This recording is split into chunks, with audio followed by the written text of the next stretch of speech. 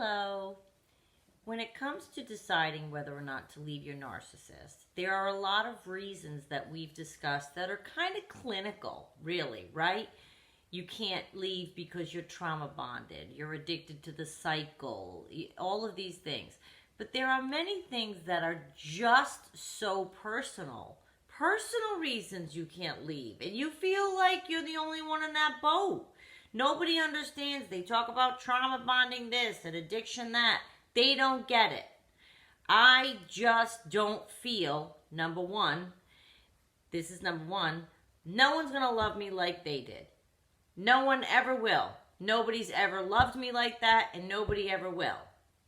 That's a really personal reason that some people might feel that they embark on. Now, here's the thing. Not only will someone, and I guess you're thinking of the good parts when you say something like that. No one will love me like that. You're thinking of the good parts. Somebody not only will, but it'll be better because hopefully it'll be without all of the other accoutrements that accompanies a relationship with a narcissist. But the key is, and I'm not trying to make anyone leave anybody.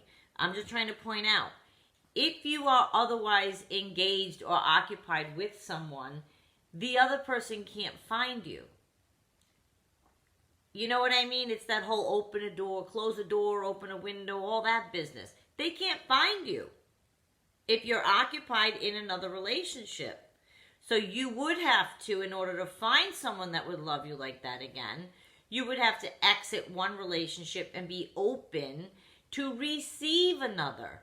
So you'll never find them if you're in it with somebody else. So no one will ever love you like that. Don't tell yourself that, because that is not true. Okay? That is not true. You have to free yourself to be open.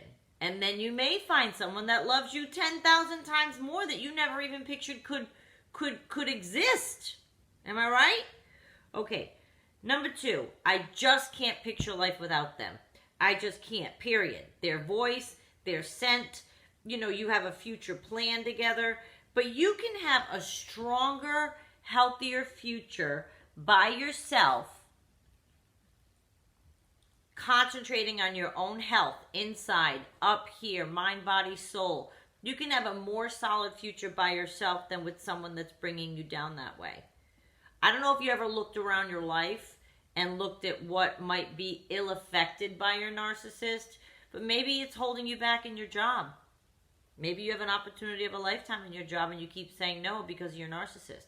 Maybe your child lives in a different country and you're an adult and they want you to go live with them and you say no because you're a narcissist. Maybe, whatever the future is, it could be a little thing. A little thing. You want to take dancing lessons, they won't let you because they don't want to go, but they don't want you dancing with somebody else. It could be the most mundane activity or the biggest change of life. Either way, your future, I promise, would be different without them. And that's what scares you. People don't like change all the time. They tend to stick with what's normal, right? Minnie, stop eating your paw. Minnie's eating her paw. If you were to free yourself up to have a different kind of future, who knows what it would look like? Who knows? Anything is possible. So I understand that you think, well, he's my whole future. That's what we planned. What would it look like? I get it. I get it. Number three, intimate relations were off the chart. Well, to this I would say, you think that they are. And to this I would say, it's just a guess. But I would just say that acrobats are not sex. And you could have things that await you, like nurturing could await you, gentleness could await you, intimacy could await you. All of the things that I know are not getting with your narcissist could await you if you were not with them. So when you say to yourself, intimacy is off the chart, why? They're trying to make you feel like it is. And you know what it is? They think that they're loving you so well, and it has nothing to do with us anyway. They love us so well in the capacity that they think they're loving us so well, so that they can feel good about themselves that they put so much effort into loving us. There's nothing to do with us. So keep that in mind. Number 4, he does everything. I wouldn't even know how to do anything. I've never done anything. He does everything in the whole house. Okay, so you have a housekeeper, a houseboy, a house girl, somebody that runs your world, right? Whether it's pay bills, cook, clean, whatever it is. Okay, so you need to be the CEO of your own life now. That can be empowering. You'll learn everything. It's really not that hard. Don't feel helpless. Do not be stuck because you feel helpless and that there's no way out and that you don't think that you could possibly navigate the tricks and trades of the world, the house, the kids, the business, whatever it is, you will learn. You're an amazing warrior. You've been through this. If you can handle what you've been through, you can certainly handle learning a couple of things that he or she may take care of for you. Oh my God. Oh my God, please. Even Minnie set up for that one. Number 5.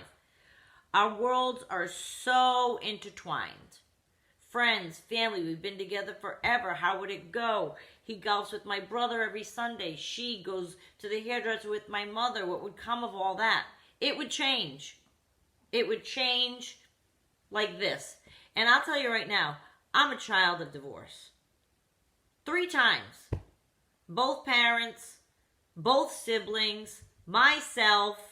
It's all around me. And guess what? And these are marriages that lasted 10 years, whatever. You move on. Life shifts and changes, and there's some adjustments, and new friends come in, and old friends go out, and new partnerships are formed. It happens, but it's very possible, and it happens all the time. And it could be better. And guess what? It always was better. Because if there's a divorce, there's a reason there was a divorce. So that turmoil leaves, and a new happiness and peace comes in, generally is how it works. And you adjust to that, and that becomes your new normal. Do you know what I'm saying? Number 6. He promises to change and be my everything. He's learned, he's sorry. That's why you're not leaving? Because he promises? Is that number 436 that he promised? 3,927 that he promised? Number 4 that he promised? If somebody keeps promising something and then keeps breaking it, that obviously is evidence that they don't value their own word or their own promise if they keep breaking it and breaking it and breaking it. So you need to look at that and say, it kind of takes the meaning out of the 437th promise. If they keep promising and keep breaking it. Oh, but this time, I caution you to look at the history of whether or not they kept their promises. That's what I caution you to do. Number 7, but when we laugh, we have fun when we're on. Okay, that's fine. But what you have to look at, I think, is the distance between the highs that you have with them and the lows that you have. There's such a huge distance that you shouldn't have to live like this. I'm ready to take medium all the time. I'm being facetious. I want it all. And that doesn't mean you're high up here all the time with somebody. It means that you have normal life challenges, but maybe they're in the middle. Your lows don't need to be way down here anymore. And with every high that you have, there's a low that accompanies it. Normally in a cycle, because we've talked about it, maybe their cycle is every 12 hours. So you just had a blast. You're coming off the greatest night ever. Mine was every 12 hours. So in 12 hours, something would hit. And it would be a miserable few hours. So I want you to give thought to the reasons. They're very personal to you. I'm not trying to convince you to do anything. But I want you to give thought to those very personal reasons. And say to yourself,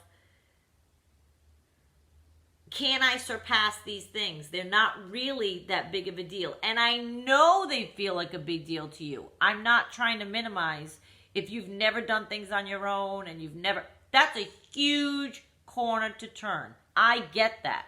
I'm not trying to minimize it. I'm just trying to bring to your mind that it is possible and that people do it all the time. They do it every day. So just be strong with yourself and look at your situation day to day and start asking yourself, I could do this. I think I could do that. Just something to think about. Okay, bye.